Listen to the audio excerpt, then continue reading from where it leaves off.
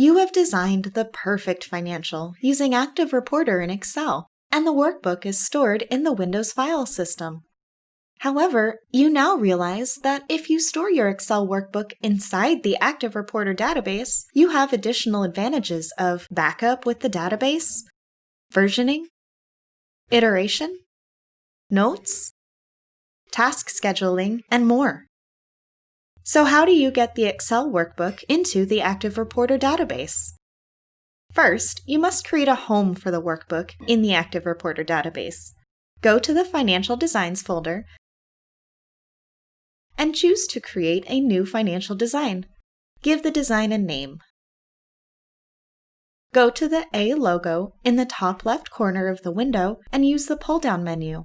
There you will see a Tools option. Expand the Tools menu and choose Load Workbook from File. Then, browse for the file that contains the workbook you want to store inside ActivReporter.